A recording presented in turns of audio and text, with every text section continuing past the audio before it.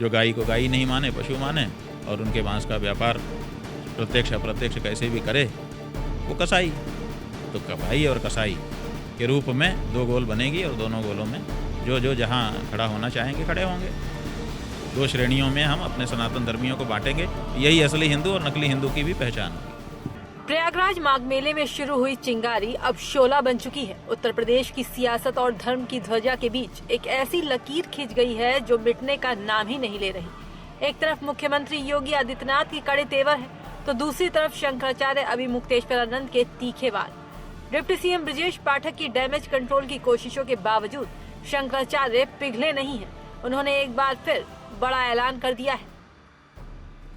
हमारे संवाददाता से एक्सक्लूसिव बातचीत में कहा, अब हमारे मठ पर भाई और कसाई का बोर्ड लगेगा। साफ कह दिया कि जो गौ माता को माने वो भाई, जो ना माने वो कसाई। मुख्यमंत्री योगी पर सीधा निशाना, सीधा प्रहार। और बोर्ड में बीच में लाइन खींच करके एक तरफ जिनकी माई गाई वही हमारा भाई, उनका भाइयों का समूह होगा, और दूसरी तरफ जो गाय को गाय नहीं माने, पशु माने, और उनके मांस का व्यापार प्रत्यक्ष अप्रत्यक्ष कैसे भी करे, वो कसाई। तो भाई और कसाई के रूप में दो गोल बनेगी और दोनों गोलों में जो जहाँ खड़ा होना चाहेंगे खड़े होंगे। दो श्रेणियों में हम अपने सनातन धर्मियों को बांटेंगे। यही असली हिंदू और नकली हिंदू की भी पहचान होगी। सीएम के तेवरों पर तंज कसते हुए शंकराचार्य बोले, अपने मुंह मियां मिट्ठू बनना कमजोरी की निशानी है। अगर काम किया होता तो खुद की तारीफ खुद नहीं करनी पड़ती। इसमें क्या देखना है, मुख्यमंत्री हैं, देश विदेश जाना कोई बड़ी बात थोड़े है, आते ही जाते रहते हैं लोग। इतने दिन क्यों नहीं गए, यही सोचने का विषय है कि भाई 9 साल तक आप क्यों नहीं जा पाए, आज क्यों जा पा रहे हैं। यही नहीं रुके स्वामी अभिमुक्तेश्वरानंद, योगी के जापान दौरे पर भी चुटकी ली और पूछा, इतने सालों तक क्यों नहीं जा पाए।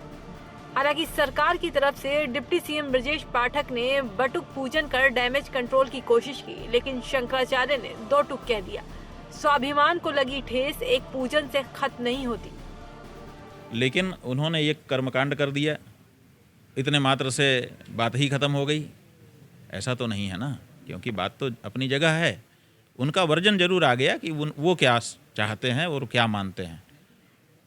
इसलिए जितना हुआ है उतने में उनकी प्रशंसा है, लेकिन इससे प्रकरण ही समाप्त हो गया, बात ही खत्म हो गई। जिनके स्वाभिमान पे ठेस मारी गई थी वो सब प्रसन्न हो गए, ये परिणाम निकाल लेना ये उचित नहीं। साफ है कि माघ मेले की ये चिंगारी फिलहाल बुझने वाली नहीं है। धर्म और सत्ता की ये जंग आगे क्या मोड़ लेगी, सबकी नजरें इसी पर है।